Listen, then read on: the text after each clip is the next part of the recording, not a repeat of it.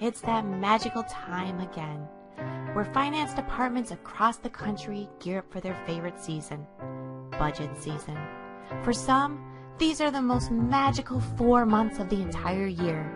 For the lucky ones, this season seems to last an eternity. The glow of the budget season can be felt in the air across the entire organization as finance professionals' once cheery dispositions slowly change and the bags under their eyes grow greater and greater with each passing month. At night, these professionals dream of perfectly consolidated income statements and boardroom approvals, only to find that after 4 months of slaving away, the budget's outdated the day it's approved. I'm sure a lot of you can relate to Melissa's story and saga of the budgeting process. And today we're going to share with you the story between rolling forecasts and budgets, and hopefully get you to all move your organizations to rolling forecasts. And if you're already doing it, maybe we can share with you some new concepts in rolling forecasts. The first step is to look at the difference between budgets and plans. So a budget is typically the detail how you think the future should look. So we sit down, we try and plan out what we're going to do for next year. And it's very rigid. It doesn't get updated. It gets approved once annually, and that's the budget. Versus a forecast describes what the future most likely will look like. And what that is, it's being updated with actuals. Either quarterly or maybe monthly, but the idea here is that we hopefully are evolving the numbers as things change in our marketplace. So let's look at why the budgeting process fails. And the first reason is that typically those budgets are outdated, we approve it, and boom, something happens. Suddenly we close a big account, and within a few days the budget is outdated, but it was finalized, so we can't really change those numbers. The second reason is that budgeting fosters a use it or lose it mentality in the organization. So you were given X number of dollars for your department to spend, and come the end of the year, you haven't needed to spend all of it. So suddenly you run out, you call all your vendors, and you try and use up your funds. Because if you don't use them, you lose them. And they don't reappear in next year's budget. The funds don't roll over. So this can pose a problem for the organization in that people aren't necessarily making decisions for the best interest of the organization. Typically, budgets are very rigid, so strategically they don't help the organization accomplish their goals. What you'll find is people are compensated oftentimes on the budget. So how did you perform to the budget? And big changes could happen in your industry and drastically affect your performance, either for the better or for the worse, but you're still focused on those numbers that were in the budget. The next concept is that it makes people focus on the numbers and not the results. So for example, if we were to look at your competitive advantage in your industry, think about why your clients buy from you. And maybe it's that you have 100% guarantee on your product, and you're like Zappos, you'll send them out right away, no questions asked return, and that's why people do business with you. And so you want to track that return rate and that client satisfaction rate, but typically we don't see that in a budget. So you want to start looking at results that lead you to be the industry leader as opposed to just the numbers. Budgets are oftentimes disconnected. So we could have a budget for our marketing department and a separate budget for our sales department, and maybe a separate for our inventory or production schedules.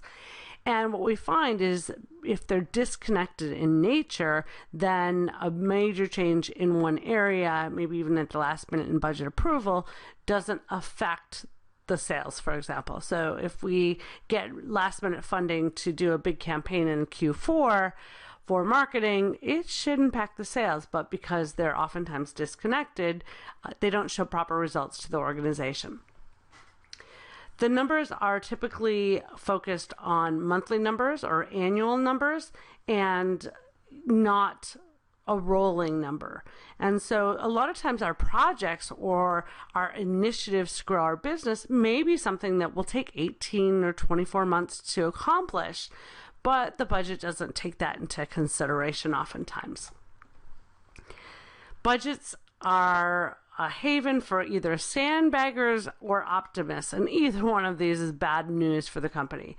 So a sandbagger would be a salesperson, for example, that says that they can only do 1.2 million when they really think they're going to do 2.4, but they want to look good and they want to get the maximum bonus or commission that they can.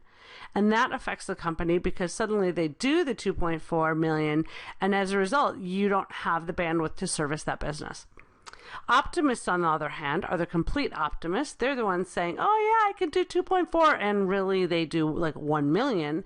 And as a result, you've planned ahead for resources and inventory and so forth for that higher number. So you really need to have accuracy. But unfortunately, the budget process and the fact that people are bonused oftentimes based on budgets can negatively impact the organization. So software will not fix these problems, by the way. As a whole, they are cultural problems, meaning we need to get the executives in the organization to say, it's time to fix this. We need to increase our accuracy of our forecasts, and we need to abandon the budgeting process altogether. I dream of a world where we're all just in a continuous forecasting process. So let's look at what people that are really good at forecasting, what do they understand? So the first item we have here is that time rolls on. So it's not just a month or a quarter or a year, but a lot of times it's a process that goes over many periods. But we want to constantly update it with actuals from the period that just occurred, as opposed to an annual process. So that time period may vary based on what industry you're in. So in some industry that is fast-paced, maybe even every month isn't often enough. Maybe you need to get down to the weekly level of your forecast, and we do have clients that do that. The next thing that people that really understand the benefits of forecasting know is that they create action items. So they look at and they monitor things that are actionable, things that I can do something about. If it's something that I can't do anything about, why am I even measuring it? I don't have control over it. So that's very important, and that information should also ultimately feed to your dashboards. They understand that they need to have participation from contributors, end users, people out in the field that are actively living these numbers. So they need to be able to collect that data very quickly and have that aggregate in real time and not have to do a lot of manual processes around that. If your forecast stays in an ivory tower, more than likely it is not that accurate. They understand the need for streamlined processes. So in order to get monthly or even weekly figures from people in the field, they need to have effective, efficient processes that can be automated.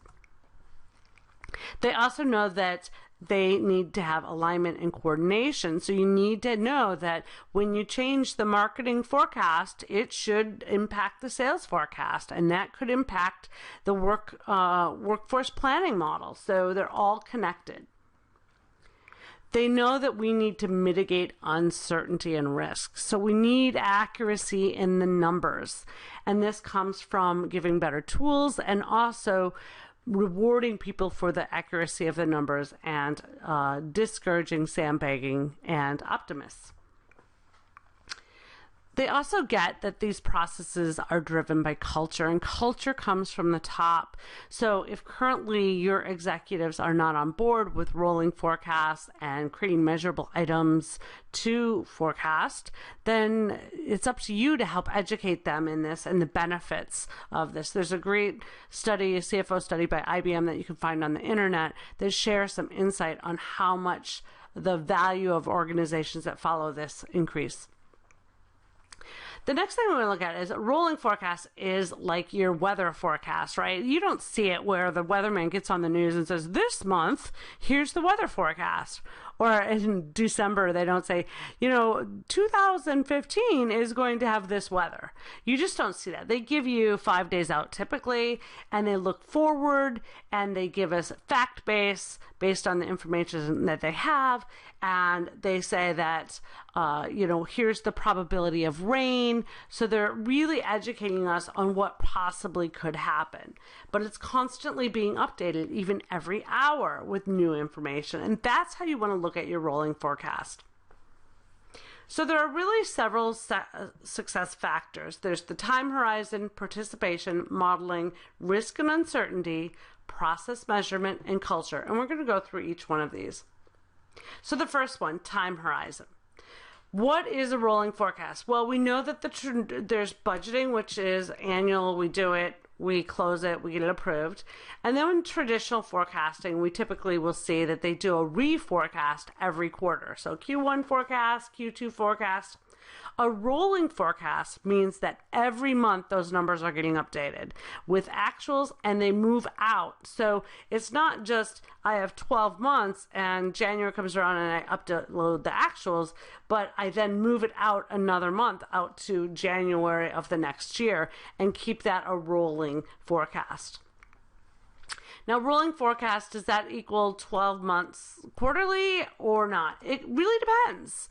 So it depends on your business, your industry.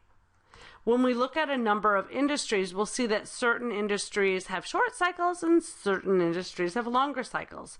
So plant construction, investment, infrastructure, research and development type functions have long planning cycles, right? Sometimes, if you're building a Navy destroyer, that could go out probably 20 some years in its planning cycle. Other areas have much shorter cycles. So consumer electronics, retail, investment banking is very, very fast, right? So as a result, what we see is that typically affects their time horizon that they look at. For example, chemical companies might have a rolling 2 quarters on a monthly basis. Automotive have rolling 2 quarters on a quarterly basis. So it really kind of depends on the industry. This is some information that's been based on certain research that are typical for these industries. But think about what's most effective for you. The next factor is participation. And this means high participation. You got to get the people in the field that know this information actively involved. That's sales, that's marketing, that's HR, that's, inventory control, all of them. And we can do that with a workflow mechanism to say, where are we in this cycle? Who's actually submitted their information? And we can connect the various plans like marketing to sales and have them connect. So you really want to get a lot of people involved. And remember, if people are involved, then it will drive ownership and insight. So when they own the numbers and it's not, hey, here's your numbers and mandated by the ivory tower, but they actually enter them in, they're more likely to succeed in them. The next factor is modeling. So remember the traditional template. We have our rows and columns and we have our actuals for certain months and then we go forecast and moving forward, right? And it's very much based on general ledger accounts. So what we want to look at that is this kind of breeds, it's like rabbits. Like if you start with an Excel spreadsheet, they start to multiply, right? And you got versions of that. It creates great risks. And it doesn't let you identify opportunities or customers or even those risks in your industry. So what we want to do is we want to simplify this process. So as Da Vinci said, simplicity is the ultimate sophistication. You want to look at the materiality of the item that you're tracking and its volatility. So if it's highly volatile, like maybe exchange rates or something like that, and it's highly material in your bottom line, then you want to forecast that. If it's low materiality and low volatility, then you might want to just monitor that information. We also want to look at changing the language, and this is big for me.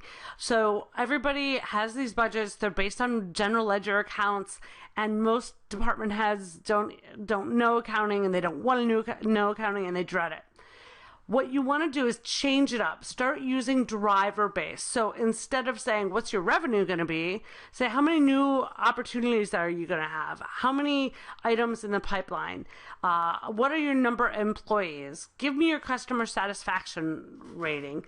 Those are numbers that they can understand, that they know, and that can be calculated out to numbers. So for example, opportunities in our pipeline, if we start with 50 opportunities, and each one of those averages $20,000, then we have $1 million in our pipeline. If our conversion rate to hitting a home run on those is 20% of those opportunities gets closed, we can forecast our revenue to be $200,000. But we're asking the salespeople for opportunities and pipeline, and then we're calculating our conversion rate or giving them an assumption on that. So the idea is that to plan this out, you want to start small and grow big. So address your initial needs, and we can automate that as much as possible, like bringing actuals in. Then you want to look at the best practices, what should be our measures, and then extend that to the enterprise-wide, and later on we can actually extend this even further to predictive analytics, including statistical analysis, where we take what our forecast is, we throw it into a solution set like cognostatistics that then throws advanced algorithms on it and increases the accuracy of our forecast planning and passing that back to our planning system. The next factor we're going to talk about is risks and uncertainty.